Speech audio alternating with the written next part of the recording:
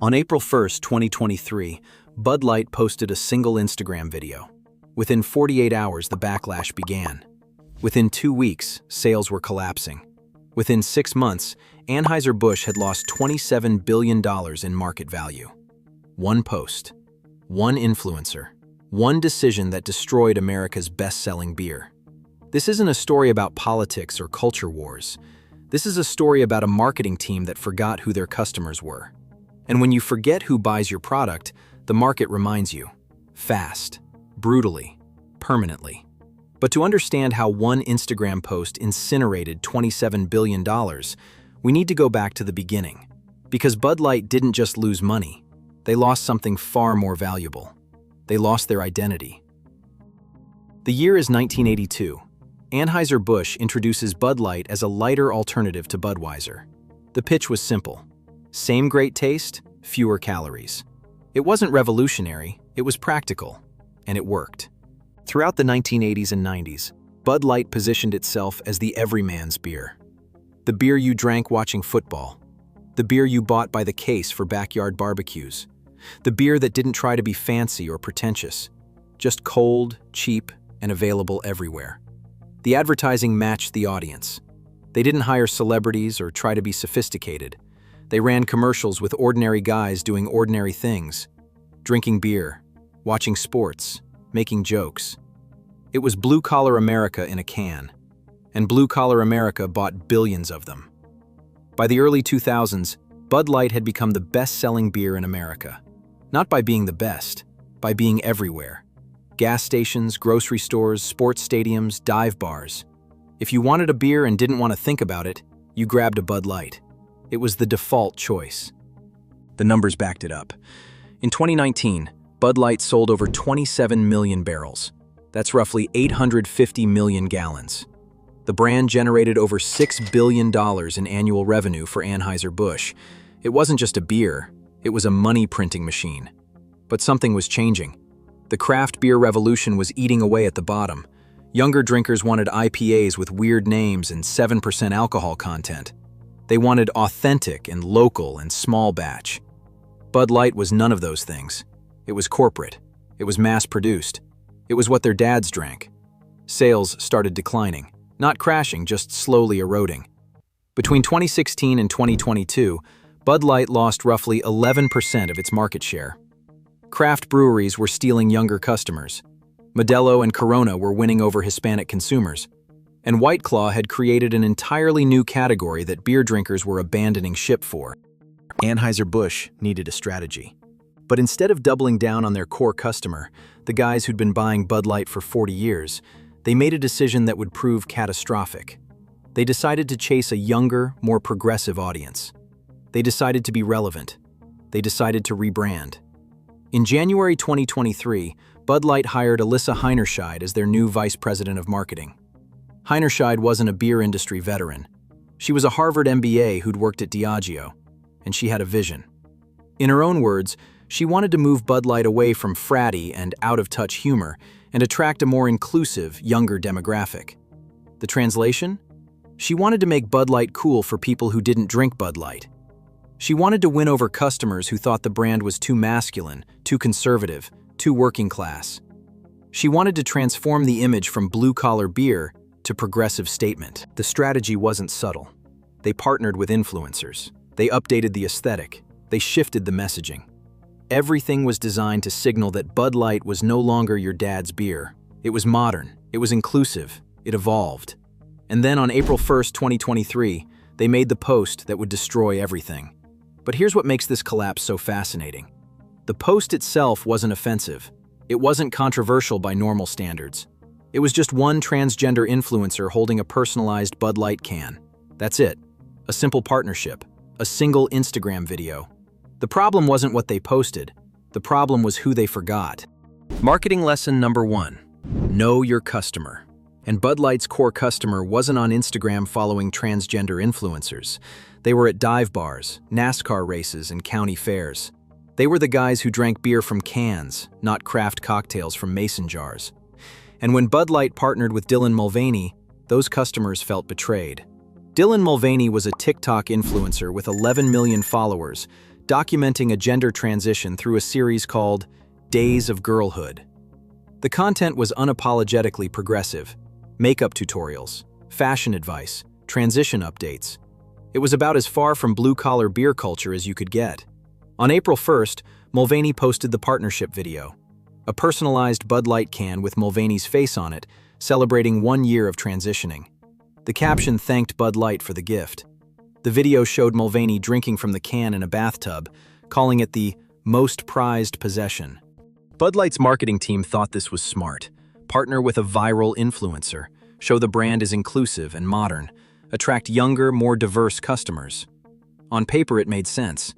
In reality, it was marketing suicide. The backlash was immediate and brutal. Within hours, conservative commentators were posting videos. Ben Shapiro called it pandering. Tommy Lahren said Bud Light had abandoned its base. But the real damage came from regular customers. The guys who'd been drinking Bud Light for decades started posting their own videos. They filmed themselves throwing cases of Bud Light in the trash. They organized bar boycotts. They switched to Coors Light and Miller Lite on principle. This wasn't coordinated activism. This was organic rage from people who felt insulted. Then the celebrities joined. On April 4th, Kid Rock posted a video shooting cases of Bud Light with an automatic rifle. The video went viral instantly. Over 7 million views in 24 hours. Country music star Travis Tritt announced he was removing all Anheuser-Busch products from his tour rider. John Rich, another country artist, released a song called Progress, mocking the campaign. But here's where it gets worse. Bud Light's leadership said nothing. No statement, no clarification, no defense of the campaign or apology to offended customers. Complete silence. The void was filled by speculation, anger, and more boycott videos. By week 2, the sales data started coming in, and it was catastrophic. Bud Light sales dropped 17% compared to the same week the previous year, then 21%, then 26%. Distributors were panicking. Bars that had sold 10 cases a week were selling 3. Grocery stores had pallets of Bud Light collecting dust. Retailers started discounting aggressively. Cases that normally sold for $24 were marked down to $15. Gas stations were offering buy one, get one free deals. Nothing worked.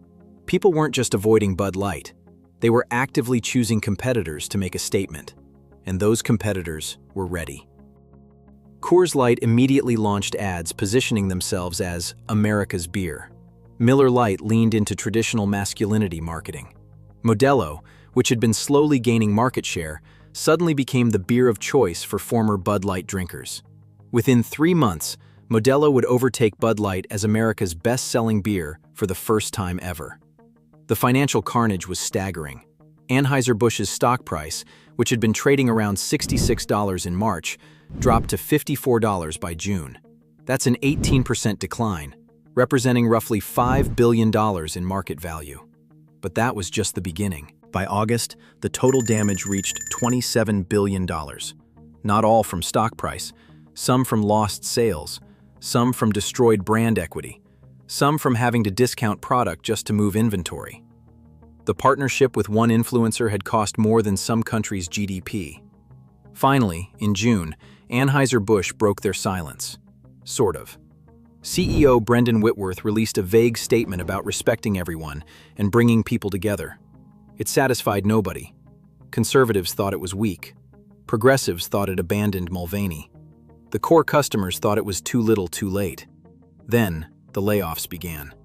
Alyssa Heinerscheid, the VP who'd championed the inclusive rebrand, was placed on leave. Her boss, Daniel Blake, also left. Anheuser-Busch called it a leave of absence. Everyone else called it what it was: damage control. But firing the people responsible couldn't undo what had happened. The brand was poisoned. Marketing lesson number 2. You can't serve two masters. And when Bud Light tried to appeal to everyone, they ended up appealing to no one. Because here's the brutal truth. The progressive audience they were chasing never drank Bud Light in the first place. They drank craft beer, hard seltzers, or nothing at all. They weren't going to suddenly start buying cases of Bud Light because of one Instagram partnership.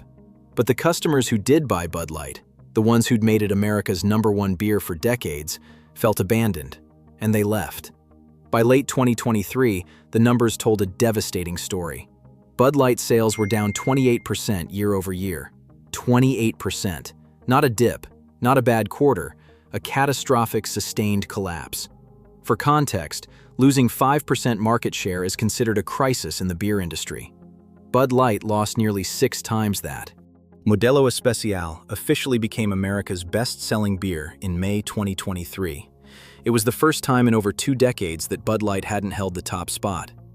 The brand that had defined American beer culture was now number 2 and falling. Distributors were furious. These weren't corporate executives. These were small business owners who'd invested millions in Bud Light distribution rights. They'd bought trucks, warehouses, and delivery routes based on Bud Light being a guaranteed seller. Now they were sitting on inventory nobody wanted. Some distributors sued. Others quietly shifted their business to Modelo and Coors. The relationship between Anheuser-Busch and its distribution network, built over decades, fractured. Trust was gone. And in the beer business, distribution is everything. The discounting continued through 2024. Cases that should have sold for $22 were selling for $12. Bars were practically giving it away. And still, the sales decline persisted. Because this wasn't about price, this was about principle. Former Bud Light drinkers would rather pay more for Coors than accept free Bud Light. Anheuser-Busch tried everything to stop the bleeding. They launched new advertising campaigns celebrating blue-collar America. They sponsored country music tours. They brought back classic commercials. Nothing worked. The damage was permanent. In 2024, they announced another round of layoffs. Hundreds of corporate jobs eliminated. Production facilities scaled back. The company that had once employed thousands to support Bud Light's dominance was now contracting to match its diminished reality. Meanwhile, Dylan Mulvaney was abandoned by both sides. Conservatives never forgave the partnership. Progressives criticized Bud Light for not defending the collaboration. Mulvaney became collateral damage in a culture war neither side won.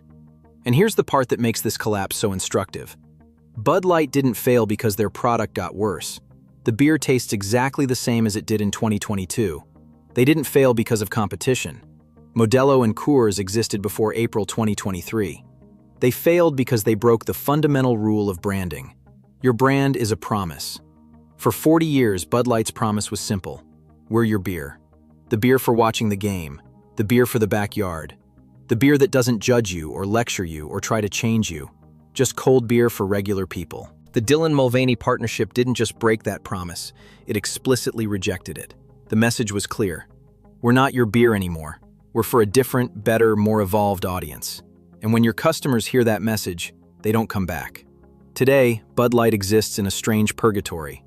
It's still sold everywhere. It's still on tap at most bars. But the cultural cachet is gone. It's no longer the default choice. It's the beer you drink when there's nothing else. The brand went from ubiquitous to irrelevant in under 2 years. The final tally is staggering. $27 billion in market value destroyed. The #1 beer position lost permanently. Thousands of jobs eliminated. Distributor relationships ruined. All because of one Instagram post. The lesson isn't about politics. The lesson is about knowing your customer. Bud Light's customers didn't want to be transformed or educated or told they needed to evolve. They wanted beer. And when Bud Light decided that wasn't enough, those customers decided Bud Light wasn't either. You can't build a brand for 40 years and then tell your customers they're the problem. You can't chase a demographic that doesn't buy your product while insulting the one that does. You can't be everything to everyone. Bud Light proved that in the most expensive way possible.